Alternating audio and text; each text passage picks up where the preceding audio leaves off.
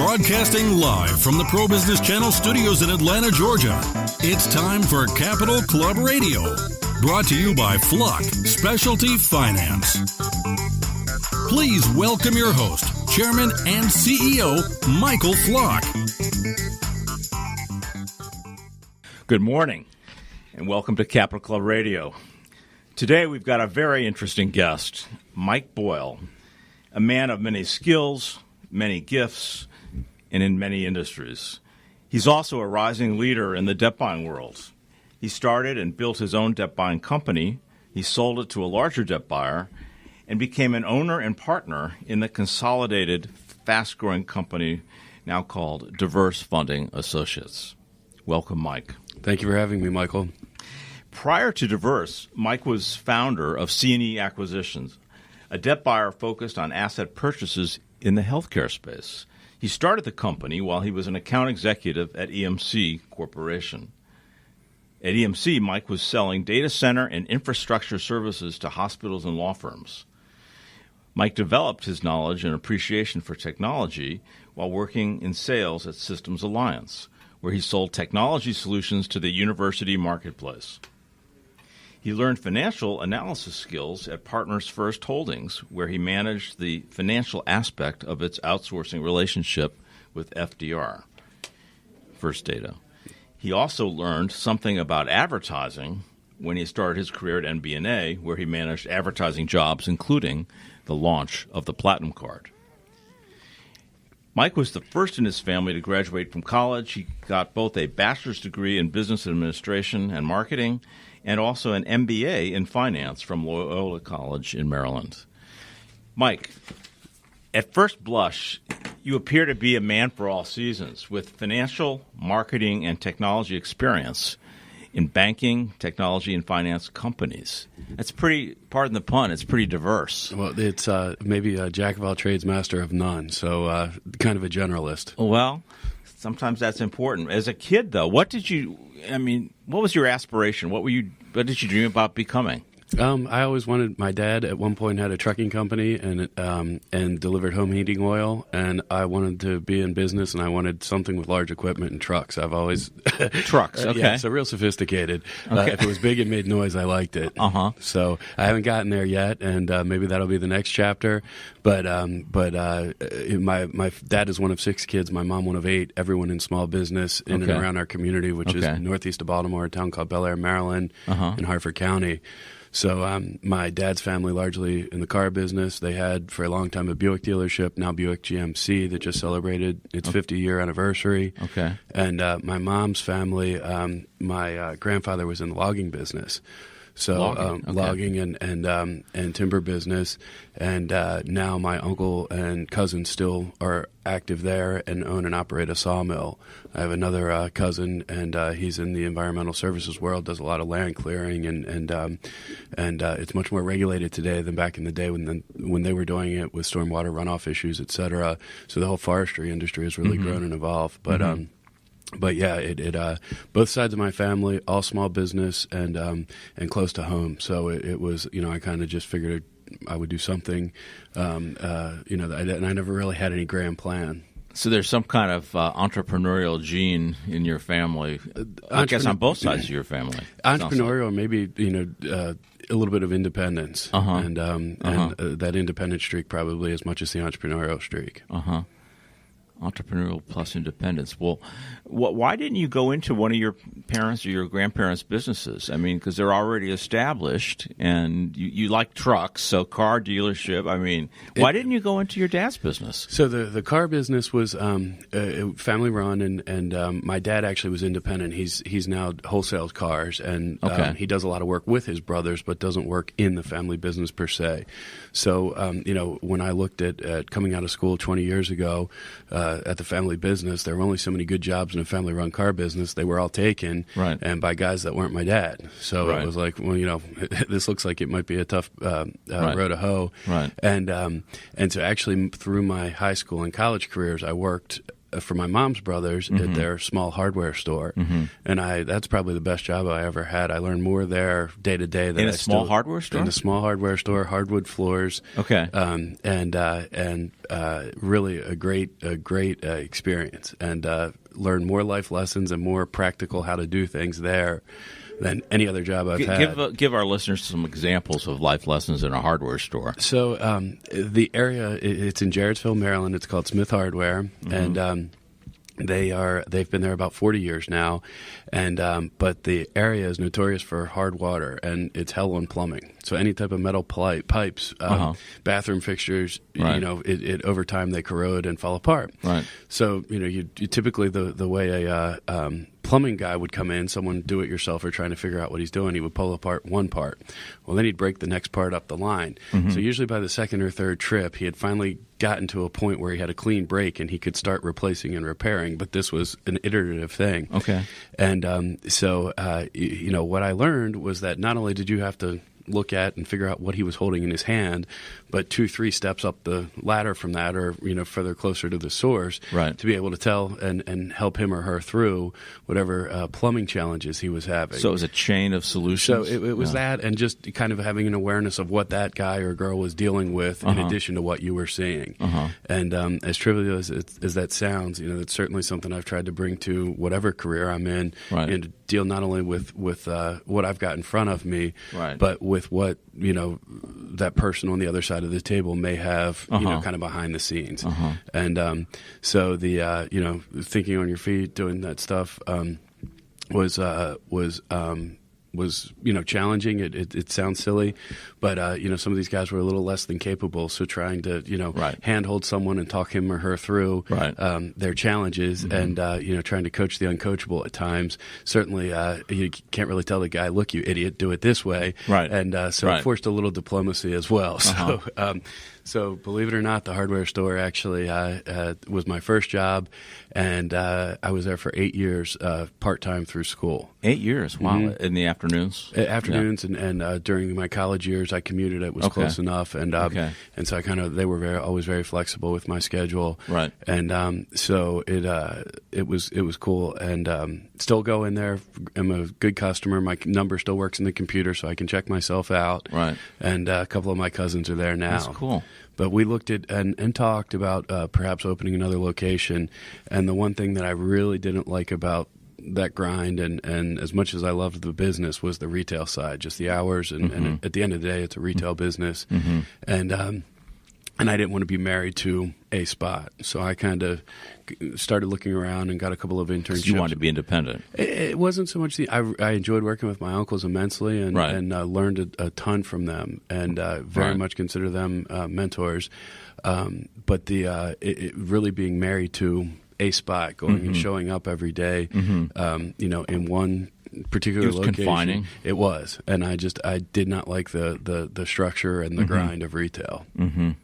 So, but it sounds like you learned a couple lessons about you're not just selling metal piping or hardware; it's solutions. Oh, that, yeah, or try to get the guy's toilet working again. So, right, not always elegant. Right, solutions. exactly. So is that how you differentiated the hardware store? Meaning, it wasn't just a commodity, well, plumbing for your toilet. It's how do you actually fix it? Well, I think it's actually why they're still successful today in the world of Amazon and Home Depot and the big box stores.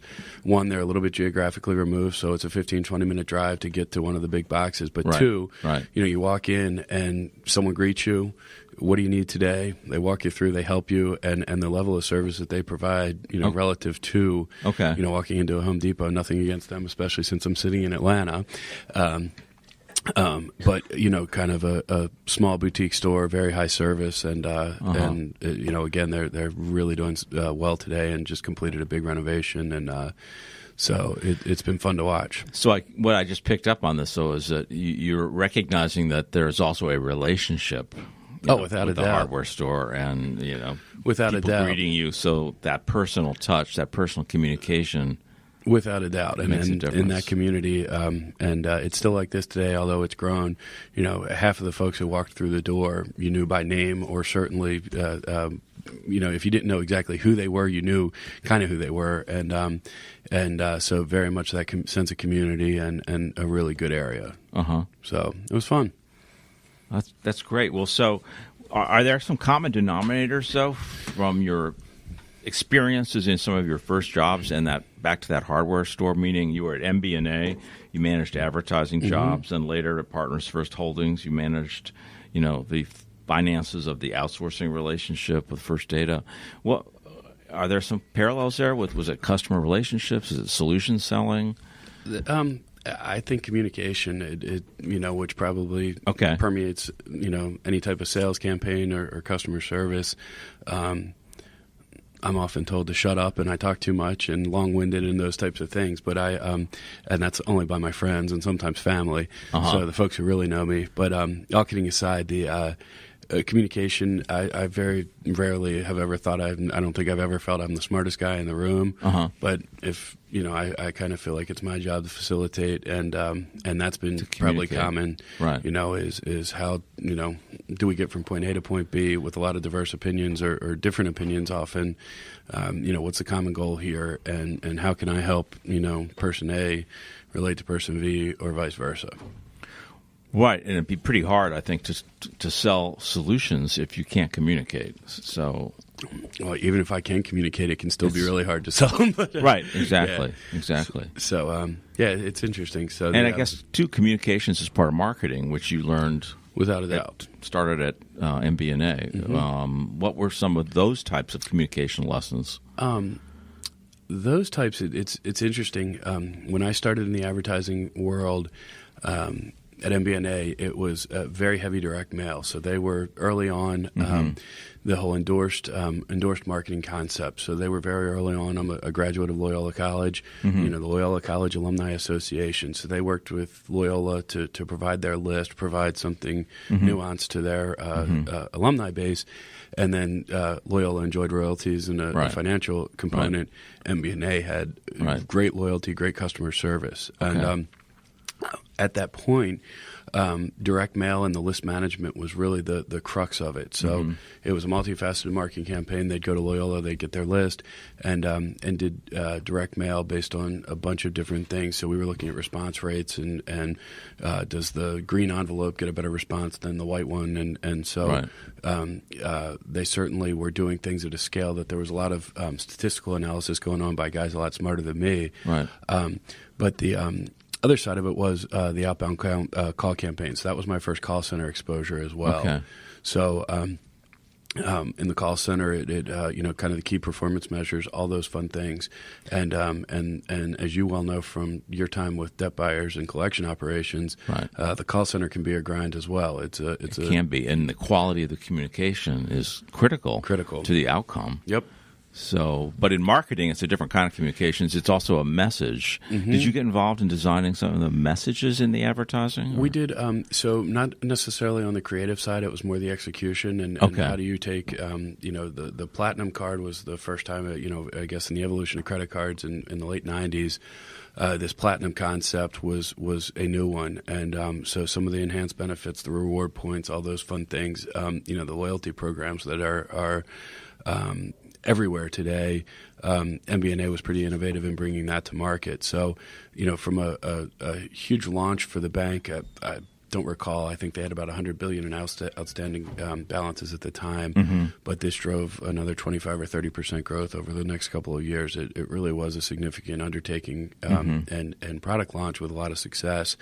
And so my role at that time, I was a very junior early in my career. Right.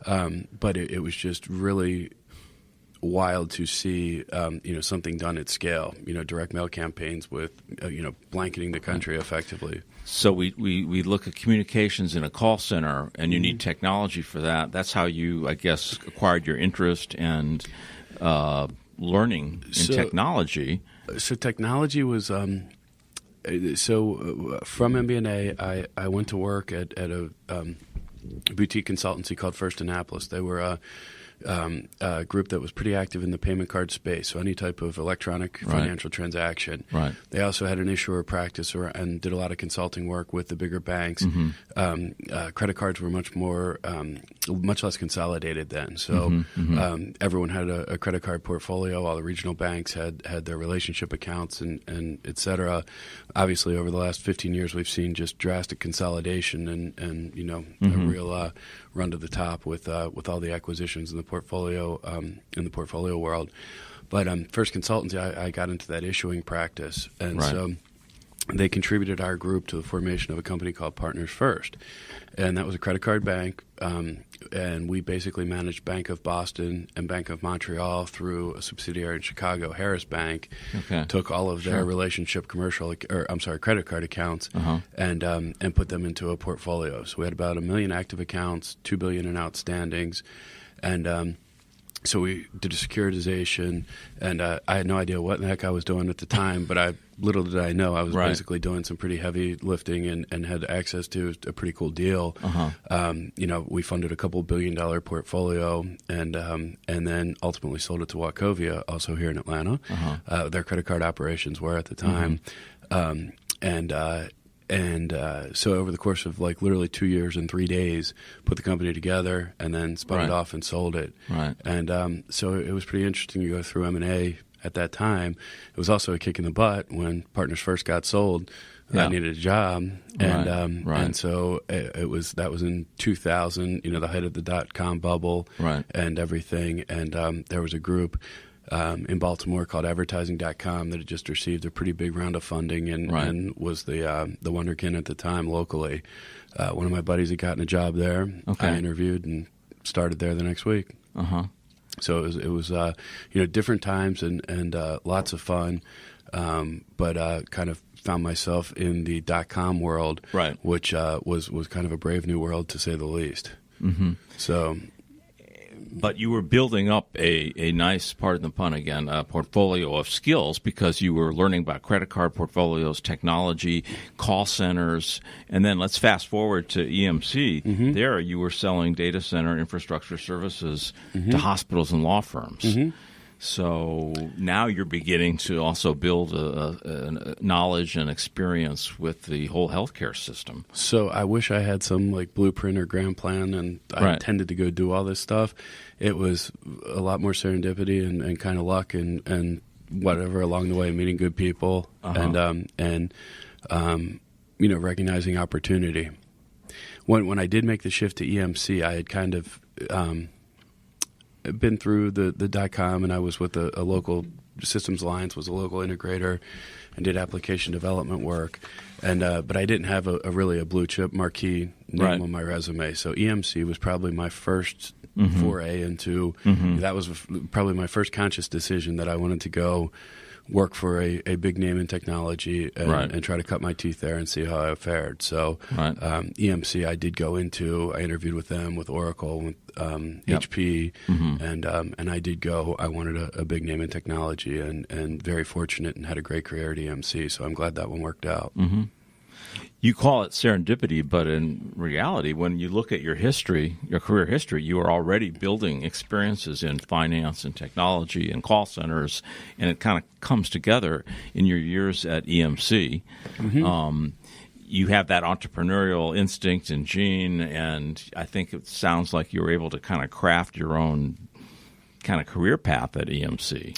EMC was an interesting place. What they its culture, I think culture and people are interesting. And EMC was I've never been a part of an organization that hired so tightly to a culture. And I was sharing with some friends at dinner last night that I could walk into a sales meeting with a group of the sales guys in Baltimore, Maryland, Atlanta, Georgia, San Diego, California, Chicago, Illinois, and we were headquartered in Boston. So aside from them all being Red Sox fans, that was made them a little different. But almost to a person, it felt like I was in the same room. They hired a lot of young, aggressive folks like me, And there were a lot of ex-athletes there, and they did not encumber you with a lot of very little marketing support actually, and it really was the strongest sales culture I've ever been a part of, and that permeated all aspects of the organization. So, from a compensation perspective, if you were successful, they paid you well. From a competitive perspective, if you were in a fight against HP or someone on a large deal, you could get executive involvement from the technical side, from the corporate side. They used to say we turn the company upside down, bring all the resources down to the guys in the field. And there was not a lot of corporate bureaucracy when I was there. I mean, you could pick up the phone and call anyone. So I had a great experience at EMC, and the culture there really was one of it was a sales-led culture, do what's right for the customer, and they, in many of my instances, the company always did right and was a great group to work for. And it also sounds like they gave you some freedom as an account executive to kind of manage your territory the way you thought was best for your clients. And absolutely, they had their way of doing it. And if you were hitting numbers and successful, there was, if you put up numbers consistently and were exceeding goals, then you had a lot of autonomy. So I think if when we're struggling, there was certainly some structure there and some proven methodologies that they used. But if you were successful in your role and your territory was performing where they thought it should be, you had a lot of freedom. So with all those great things about EMC, the culture, the autonomy, the fun that you were having, why did you start, while you were working there, C&E Acquisition? So we had a friend in the friend of the family who was a collection attorney, and my brother was actually involved at the time. And so it was in 2005. I had just gotten married, just started a new job at EMC, and my brother was very adamant. Come on, we got to start something. We got to do something. And candidly, from an ambition and entrepreneurism, he had just come back from. He went to Penn State, spent a couple of years at J.P. Morgan on Wall Street, and then come back to Maryland. And Patrick really was the one who wanted to get this thing going. And so, I said, I just started a new job. I've got a new wife. Like, this is not the time. And he said, when are we going to do it? So, excuse me, we had that a friend of the family who's a collection attorney. And Patrick said, look, this gentleman seems to do okay. He works pretty, loose schedule. Maybe there's something to this. So this gentleman did kind of guide us through our first debt purchase. He was a state buyer locally, and said, hey, go out and do it somewhere else. He made a couple of introductions, helped us get our first portfolio, find someone to service it, and that was in early 2005. So fast forward to 2008, and that's when I guess I started working with my current partners in 2006. And the buys get a little bigger, a little bit different strategies, not necessarily a local legal model in one jurisdiction. We were buying national portfolios of HSBC at the time, albeit relatively small ones. And so it really, kind of, again, not by design, but just by opportunity and necessity. We kind of grew the operations, then we grew the financing capacity, then we grew the, So you were buying HSBC, but also I thought that I think some of your first portfolios were in the healthcare space, in hospitals, right? They were. We early on. And why did you choose that? So when I was in technology, I covered, by the time I left, I had 7 accounts, and they were law firms or litigation support companies and hospitals. And doesn't really sound a whole lot alike, but there were actually a lot of similarities. So one was the whole privacy issue, and really understanding, patient data or client data, very much both protected classes of data. So the privacy and integrity issues that were there. Two, healthcare kind of vital, and everyone needs their health information. In the technology industry, Hurricane Katrina and the devastation that happened in New Orleans was really kind of a seminal moment where the tide turned and hospitals got it. So you've had all these technology companies trying to sell bedside documentation and computerized physician order entry for forever. And folks were kind of, halfway along or implementing little bits and pieces. Well, when you had a wholesale destruction like that, and all these patchwork systems were at varying stages of maturity, and none of them had redundancy or some of the business continuity that really they required, it really was kind of a kick in the butt to that industry. And so you saw much more adoption after that, which was a great time to be selling hardware to support that. So with healthcare, and similarly, the legal world, big business litigation, I will go to my grave saying we care a hell of a lot more about our money than we do our health. Because ironically, the legal world and those folks had invested in all the DR and business continuity and much more mature in their systems than healthcare was. So anyway, I kind of straddled the two. I had a book of, small book of some key accounts and really had a lot of fun there.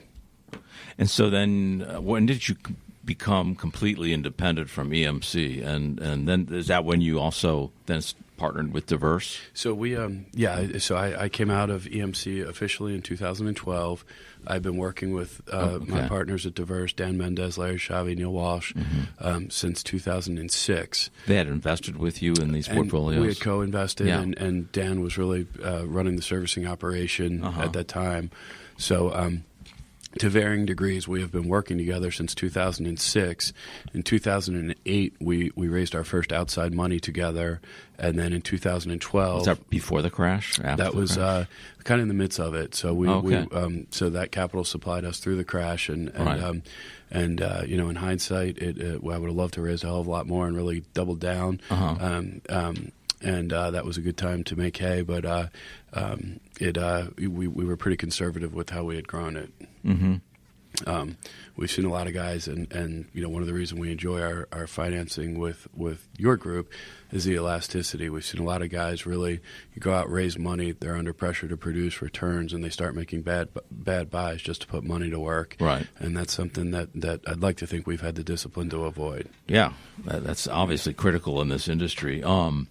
So what is it about Diverse and their team and their culture that kind of attracted you? I mean, obviously they had money initially. That was critical to the relationship. But beyond that, for you to give up your independence, and we started out this interview talking about your entrepreneurial genes in your family and the fact that you like to be independent, but then when you sold C&E to Diverse, you're giving up some independence, aren't you? And how does that gel? It didn't feel that way, and I'd like to think it was an example of 1 + 1 + 1 + 1 = 5 or 6. So among the partnership, Dan is our CEO and our majority owner, and really in my career a unique and talented guy. I mean, a top 5 guy that I've ever had the pleasure of working with and for. And so Dan, I think he makes all of us better. And so, I guess balancing that independence with a little bit of security of having some smart guys around you. Being part of a bigger team. Being part of the bigger team. And certainly Larry and Neil, also really talented guys in their own right. And, to Dan's credit, as the company has grown, really he's turned over a lot of the trust, and really empowered Larry, Neil, myself to do our various roles. So the partnership works, not because we're all the same. Our skill sets, I think, are pretty complementary. Larry and I do a lot of the talking and dealing with the outside stuff. Neil and Dan more the operators. And so recognizing that other guys have other skills and other passions that aren't necessarily the same, but certainly complementary to mine. And if a couple of those guys happen to be a hell of a lot smarter than you, that doesn't hurt either. So it's been a good run, and the one thing, back to your earlier comment about communication, the one thing that I enjoy, we are always treated like partners, and that really comes from Dan. So it's free to say, and behind closed doors, we don't necessarily have to agree. And we can be candid, we can be direct, and I think that's what makes it work. And and once we make a collected decision, then we live with it. Some of them have been good. We've had a couple of stupid ones, but Have there been any moments, though, with this journey with Diverse, with Dan, Larry, and the team there, that you worried that you weren't going to succeed and that you could fail? No, never a failure, just with the ebbs and flows in our industry, you see what the returns can look like when life is good, right? And certainly maybe some frustration there when life is bad, right? And but you started this thing in the middle of the crash, which is kind of gutsy. Well, I guess we started the but maybe the smart. We formalized it. I guess we had been at it for a little while and certainly had some of the key components of the working relationship down, but it was really looking for that financing in 2008. In the middle of the crash, that was the genesis of C&E. Mm-hmm. And so it was, recognizing an opportunity. I would say we're probably a little contrarian. And, and when everyone else is running for the exits, you should probably be looking around to see what we can pick through. Right. So that, and again, not divine strategy, just, we like to go where others don't. But initially, your focus, you were in healthcare, hospital systems. You did buy an HSBC portfolio early on, but healthcare was really your focus at C&E, and now at Diverse, that's not as much of a. So, tell our listeners your outlook for healthcare and why that seems to be taking longer to develop as a debt buying segment. Yeah, so Diverse being the parent company, and we buy all of our consumer assets and consumer debts through Diverse. We go to market as C&E Acquisition Group in the healthcare market. So two distinct entities, two sources of financing, right. and C&E really hones its message and the reverse sale, I'll call it, to the hospital to earn their trust and be able to transact business with them. Mm-hmm. It's a little bit unique. I've never worked so hard in my career to give money away. Mm-hmm. But when we go to the average hospital CFO and say, hey, we'll buy your pool of outstanding receivables, right. I can cut you a check for $1 million tomorrow. Right. And they look at you and say, well, why would I do that? So it's an interesting time, and I think our evolution, certainly at the national level, you can't have any debate at a national level that doesn't include some component of healthcare. Mm-hmm. And, pragmatically, what I think and what I've seen over the last several years and what it means to Main Street USA are higher deductibles. And so for a long time, we've had hospitals who have absolutely optimized and spent lots of money on revenue cycle management. And at the end of the day, what that really means is they've optimized themselves to get paid by the big third parties. Okay. That can be Blue Cross, that can be Medicare, that can be Medicaid. Right. Every dollar, every innovation, every piece of technology was to streamline those payment processes and enhance that revenue cycle. Mm-hmm. What they didn't do or didn't do well in many cases, and I'm being a little critical here, and this is based on experience, but hospitals didn't really focus on the patient element. All of their money was coming from the big third-party payers to the right. extent that they were collecting copays and deductibles from the actual patient in the building. Mm-hmm. It was the cherry on top of the whipped cream on top of the hot fudge to make the sundae, and very incremental to their overall picture. Okay. Well, in the midst of all this, with the Affordable Care Act, I've heard it called the Unaffordable Deductible Act, and it's really pushed a lot of that first, be it $3,000 to $5,000 a year of medical expense onto the individual consumer. So indirectly, it forced the hospital now to go collect that first $3,000 to $5,000 of medical care from the consumer. Mm-hmm. The last decade, they've been focused on the big third-party payers. Right. They haven't been doing scoring models. They haven't been, effectively, they're now banks. They're extending credit, right. Not necessarily credit, but it's a fee-for-service offering, and they have no clue the credit quality of the person who walks through the door. Right.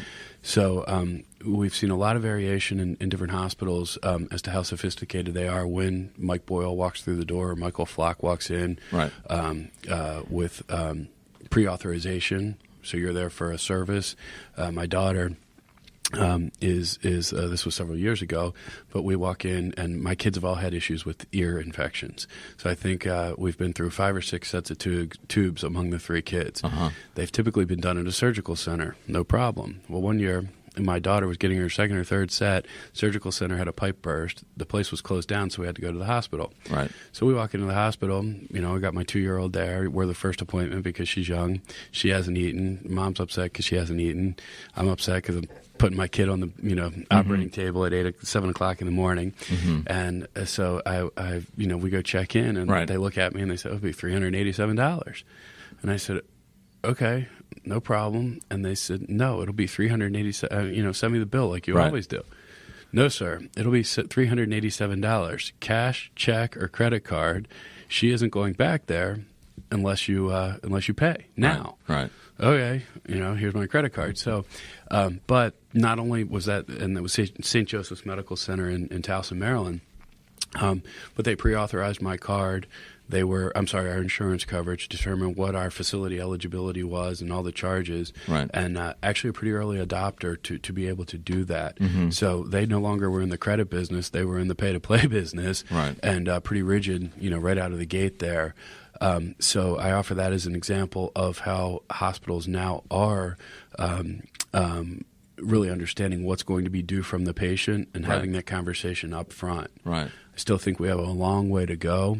Comparison shopping is a joke, and meaning healthcare. I needed a prescription for my daughter at Walmart. It was $6. At CVS next to my office, it was $86. Right. And for the same thing, and until I think there's more transparency, I think we're going to struggle with this a little bit.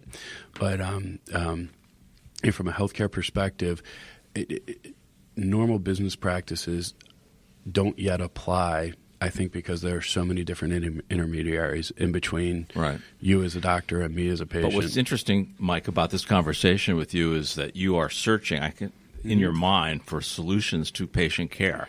Just as when you were at the hardware store as a kid, you're not just selling pipes, you were selling a solution, how to fix your toilet. Yep. Now you're in hospital systems, you're trying to marry, I think, a debt buying solution on how it can help in their management of the whole patient care process. So the other indirect outcome of all this is a lot of the hospitals are struggling financially. And so we're seeing some consolidation, we're seeing bankruptcies, we're seeing lots of carnage in the healthcare provider space.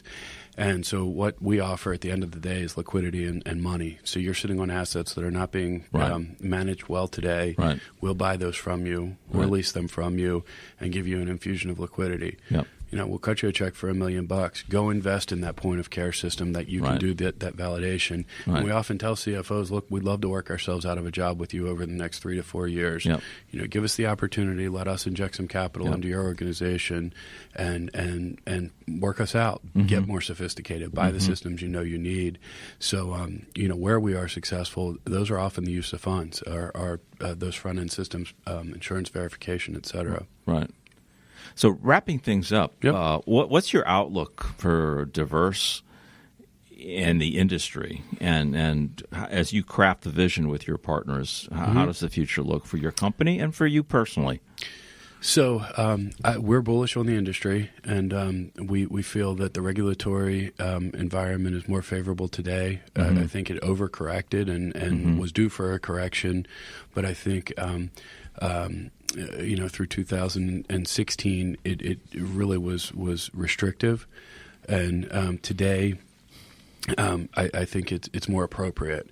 We see some barriers to entry. Not just anyone can start being a debt buyer. Right. The licensing and bonding requirements now to do so at a national level are really have some teeth. Right. So we like it. We feel that consumer credit is back to record highs. Yep. The economy slows down. There's going to be purchasing opportunities. At the end of the day, we feel our job is to provide liquidity back into that system, and that's kind of fun to, philosophically how we rationalize this and feel good about it. And so with a correction, we see opportunity for purchasing. We collect, and compliance and consumer friendliness are two key priorities of ours. We want to be very good guys in what is often looked at as an ugly business, and that's really a key strategy to our collection is treating consumers regardless of their situation, like real people with real problems, and how do we help them get out of those problems? Right. And that served us well. Right. So we're bullish. We like it. we like it. The one challenge that we have is the consolidation. Just in the banking world, so much of consumer credit is tied to so few issuers, and particularly on the card side. But now there's online lending, so doesn't that provide a new channel of credit? It does, and that's certainly been an area that we've been doing some exploring. Right. And although exciting and although growing, it is a neophyte compared to. I mean, it's it's a cork in the bathtub relative to traditional consumer credit. So from a scale perspective and those things, they're growing, they're exciting, and it's certainly some innovative models out there that we like. But from a scale perspective, the big banks, you aren't going to get away from them anytime soon. Right. Well, Mike, you certainly have a great past. In your future, you've got at least another, 20, 30 years of entrepreneurial endeavors in your future. How do you want to be remembered, though? I mean, you're a single father. You got 3 wonderful kids. Yep. You've built a wonderful business. You've got some great partners. What do you want to be remembered for? So No, my kids, I think, are I look at them and that's certainly, regardless of anything that I've done, without a doubt, my biggest point of pride. And, you want to make my day, tell me something nice about my kids. And my oldest Kinley is in 7th grade, starting to look at high schools. My middle one, Mikey, is 10 years old. He went to a field trip yesterday to the Naval Academy, and pretty gifted at this point. Seems to be a pretty talented athlete. Yep. And then my youngest, Delaney, is 7, and she is the life of the party. She's got more personality in that little body than they should give out, and anyone should be allowed to have. So I don't. How to be remembered, that's a tough one. As long as those 3 people speak well about their dad, I think I would have been successful. Well, thanks, Mike, for your time today. You've got a wonderful story, actually a diverse, pardon the pun, career combining finance, technology, sales, and culminating today in a significant leadership role in one of the fastest-growing debt buyers in our industry. And in fact, when I look back at your career so far and you look at the skill sets necessary to be successful in debt buying, it's finance, technology, and sales, all of which you've had. They all intersect. And these are critical ingredients for any executive in underwriting, raising capital, analyzing data, systems, and, of course, selling your brand with creditors and capital sources. You've developed all these skills, and I compliment and congratulate you on your achievements. Are there any kind of parting words of wisdom for our listeners here as we, again, navigate these exciting times in the debt buying industry? No, I certainly thank you for listening, and certainly appreciate Flock's partnership. I guess if I didn't give the disclaimer, we are a client, so we appreciate your support of our growth, and the team that supports us. You, Greg, Damon, John, and team, and you can't. No one does anything alone, so we appreciate that support, and appreciate the opportunity to be here today. So just glad to be here, and thanks for having me. Well, Mike, thank you for sharing your lessons learned over your couple decades here in your career. And I think the other common denominator I want to underscore is you've talked about relationships and how important they are, whether it was at the hardware store and now at Diverse. And you clearly have demonstrated how that can grow your business and be very fulfilling personally. So it's that has served me well, and I'll leave you with this. My grandfather, the car guy, was one of his most consistent sayings was never judge a man until you've walked a mile in his moccasins. Well, we don't have too many Indians around us, but so I don't know where he got the moccasins, but he always had empathy, and the other thing at his funeral, I looked around and most of the folks in that room I had known my entire life, and I was fortunate enough. I was 36 when he died, but the value of the relationship. He did not turn friends over. He and my grandmother were married for 58 or 62 years or something, and that relationship piece is it. And so I take a lot of pride in have the same friends, and I guess I'm not real transient in that way. So I'll credit that one to my grandfather. Well, those are very wise words indeed. In fact, with lessons maybe for some of our politicians today. Don't judge anybody until you walked in their moccasins. So. Exactly. You want to get me going on that? Let's end here. All right. Well, you have a great day, and thank you, Michael. Mike, thank you so much for your friendship and your business. Absolutely. Okay. Thank you for joining Michael Flock and his guests on the Capital Club Radio Show. For more information on future interviews, please visit us at flockfinance.com. This program is brought to you by Flock Specialty Finance, where clients are provided knowledge and insights to help them grow their business in complex and risky markets. Flock is more than a transaction.